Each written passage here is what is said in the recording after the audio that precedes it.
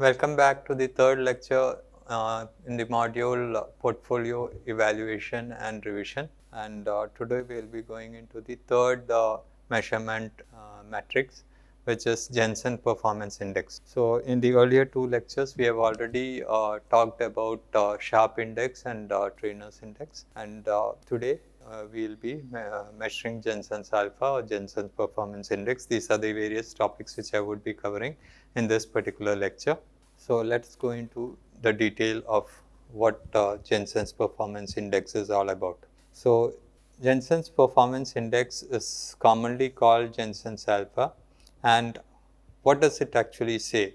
It is nothing but the risk adjusted performance based upon the excess return your portfolio is able to generate as predicted from CAPM model. So, it's might be it is a bit confusing to you, but in a simple way I am saying that if suppose your portfolio is getting an excess return over the CAPM model, then that is called Jensen's alpha. I think you understand it better. So, you will take into consideration as we move ahead. Okay. So, it is nothing but it is trying to quantify the effectiveness of the manager. That is one important aspect. In the earlier two matrices, we were talking about portfolio as a whole. Here we are considering portfolio's performance plus the manager's evaluation is also being done over here. Okay. And this is used in most of the firms to identify how a fund manager is performing, and if suppose they have to be replaced or anything of that sort, because it is believed that the return of any portfolio is based upon the portfolio constructed by the portfolio manager, and his investment decision is considered over there. And here again we are going to consider only the portfolio's systematic risk. The unsystematic risk is not being considered because the return over CAPM. So, CAPM indirectly it is automatically referring to the systematic risk proportion which is prevailing. What is the importance of Jensen's alpha? The first importance of Jensen's alpha is you can go in for a performance evaluation. So, performance evaluation, as I told you in the earlier slide, you are trying to the investors can look at how your managers are performing. So, the performance of managers is dependent on the skill set he has used in order to construct the particular portfolio. Okay. And it also helps to identify whether the manager is adding value beyond what could be achieved. Okay.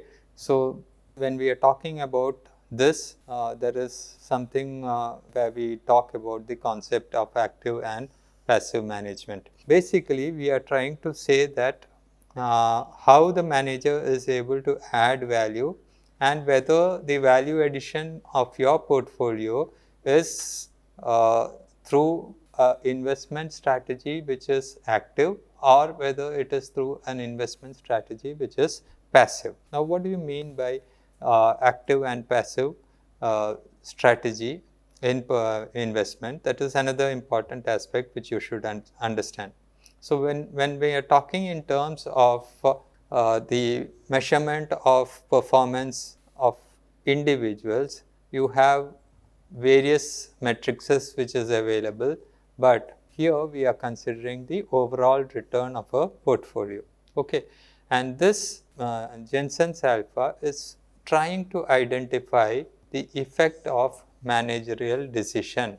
Why I am talking about Jensen's alpha to be talking about effect of managerial decision is because the excess return which my portfolio is giving over and above the CAPM return which I have already calculated is because of the effectiveness of the the stocks which are part of the portfolio which I have identified, and that is a decision making process which is done by the manager who is responsible for it.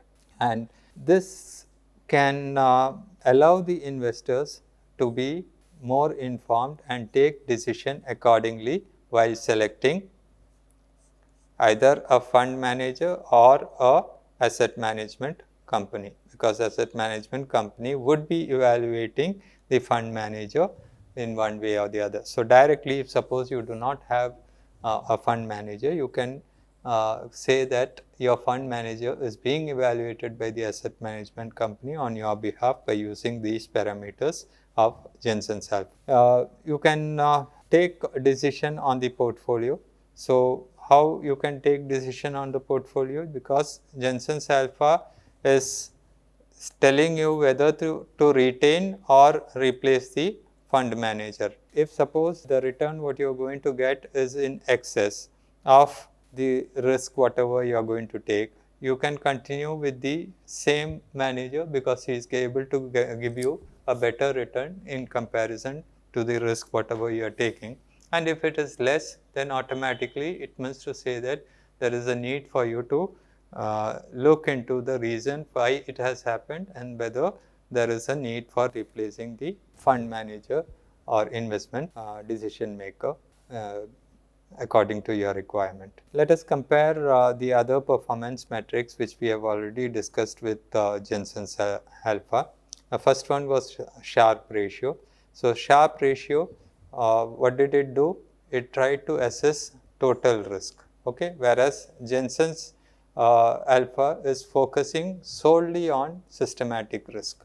Now, the question would be that then what is the difference between a Trainer's ratio and Jensen's ratio, because Trainer's ratio is also considering only systematic risk and Jensen's alpha is also considering systematic risk, but it tries to provide a measure of return per unit of risk which you are going to take. Why I am saying this, you will understand when you look at the formula which is used for calculating the Jensen's alpha. So, it gives you an absolute measure of excess return and you can identify a true alpha generated in terms of a fund manager.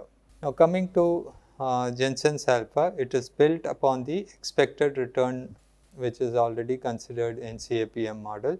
You are trying to identify the expected return of your portfolio which has been used in CAPM. It measures the actual performance of an asset or portfolio against the expected return derived from CAPM. So, what does it mean to say? It means to say that what is the performance of your asset or portfolio in comparison to the expected return which you have generated from CAPM. So, what is CAPM? CAPM is expected return from CAPM can be represented as over here as RP. I will put it as the expected return. Okay. No, RP is the actual return.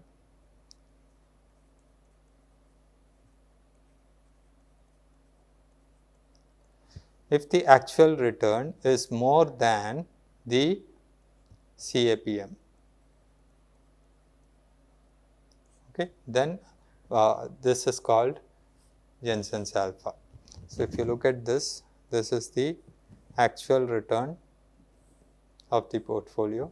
This part of the formula is nothing but CAPM, if you remember, right, risk free rate of return plus the premium which is affected by various factors prevailing in the market which can have an effect on the portfolio. So, this was what you have calculated in CAPM. So, beta is talking about the portfolio's beta, because whatever stocks you have been identified within that portfolio, that is considered. The RM is the market return, the excess of return. So, this is the premium portion. The actual return, if suppose your actual return is more than the CAPM, then you can say that the performance of your stock is good. or very good or excellent, depending upon how larger it becomes. So, the larger the alpha value, the better would be the performance of the fund manager. So, that's what I can tell in a simple way. So, now how CAPM is serving as a baseline? Why? Because I am talking about expected return, and CAPM is already available, where it talks about the systematic approach to calculate the expected return based on the prevailing risk which is there. Okay. And this expected return, I can keep it as a baseline against which the actual performance is measured.